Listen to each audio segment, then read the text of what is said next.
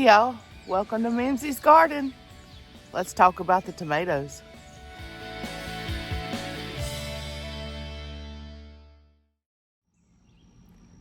Today I'm out in the garden tying up tomatoes again. I got some weather moving through again, which is good. We do need some rain. We went from oversaturated to extremely dry, hard compacted soil and weeds, lots of weeds from the grass. So what I did was I came through with my wheel hoe and aerated the soil, and then gave everything a shot of micro boost and some fertilizer. And then I made an executive decision. I don't know if it's a good thing or not. You get mixed reviews, but I had it available, so I used it. I decided to mulch the tomato bed where I did not have the black weed fabric with pine straw. And I've heard the arguments, it'll leach the nitrogen, or it'll change the pH or whatever. Well, I worked on that a little bit beforehand. I had added lime. So I'm not really worried about that little bit of a change. And so far, after a week of watching and monitoring, the tomatoes are still doing really good. So as you can see, I've got some tying up to do onto the cattle panels. I have kept everything pruned really low. This garden struggled from all that water, and it's coming along. It's just slow. It's behind the times a little bit. Normally by now we would be seeing a little bit more blushing and a little bit more fruit, and it's very slow. But everything's looking healthy and green. I'm not seeing any signs of distress. And so for me, I'm thinking the pine straw is a win. Just for this year. I'm just cutting some short little strips of the butcher's twine that I get from Hoss.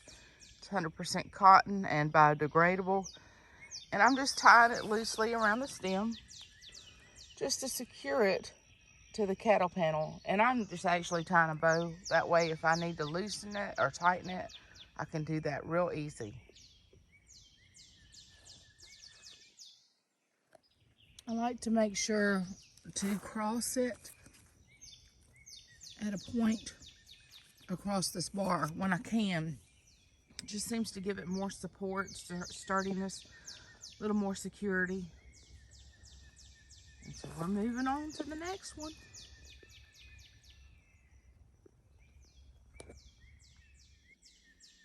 One of the main things you want to be mindful of are the blossoms. When you're tying up, you want to be very careful not to get these blossoms into the string. And if you've got fruit, try to tie above or below it. Now this is down low, so I came up above. I'm very careful to watch for the little blossoms.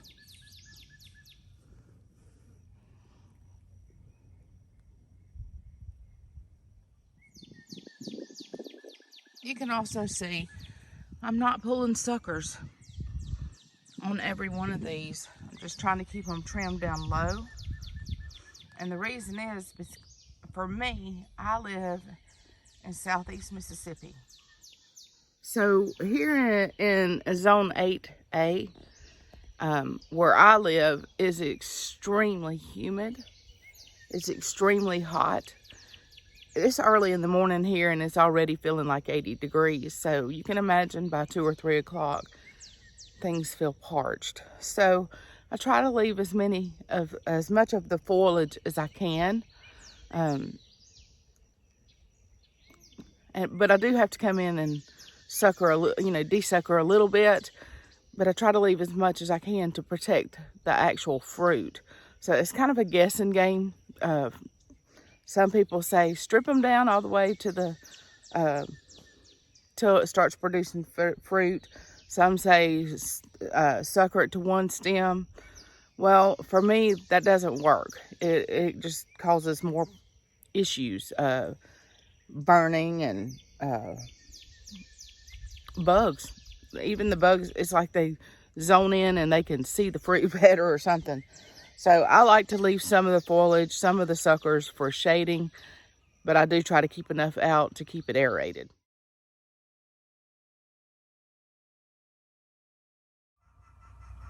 While you're tying up a plant, it's a good time to take notice of a few things.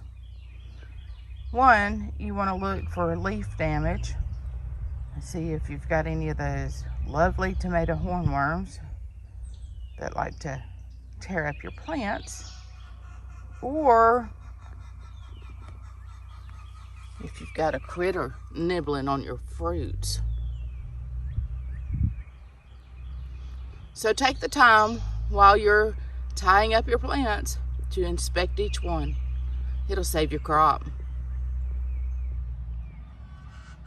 So now that I've got most everything tied up that needed to be tied up or could be tied up on the cattle panels, I wanted to show you the Florida weave row. Remember before I did a couple strings and I was just waiting on the plants? And so I came through and I crossed and pulled this one through. And the same thing's gonna go with this one. Just gonna cross it and pull it through real gently, because there are blooms and limbs on there that I don't want broken. And so that secures for another time. I've got more twine. I'm gonna run another line from here, about here, and do so that the next time they're tall enough, they can be done. And I really like having it done a little bit ahead of time. You can just do it as you go, but I like it like this, where I can just walk in here and set the plant where it needs to be. I've started setting my next row of cotton butcher twine, and now I'm going to move on to the third row, and I thought I'd just give you the reminder that all I do is tie it on at the top, twist it around a couple times. It slipped while I was moving my camera, I'm sorry. Okay, so you've got it around a couple times and you come to your next post. And whichever way that I pull it around this time, whichever way I pull it around that time, when I come back through, I'm gonna come the opposite direction. And the reason is so that I get this crisscross in the center. As you're making your loop around your post, you want to be able to pull it taut. That way you've got some strength to hold those plants. Now that I'm at the end of the row on the first line, I wrap it around a couple times for extra security, and then I start working my way back in the opposite direction. As long as you've got a crisscross in there somewhere where you can move it around, you'll have good support. Okay, so now that everything's tied up, everything's inspected, the straw is down, I'm sweating like, I don't know, I'm glistening. Bring on the rain. Thank y'all for watching. Hit that like and subscribe button.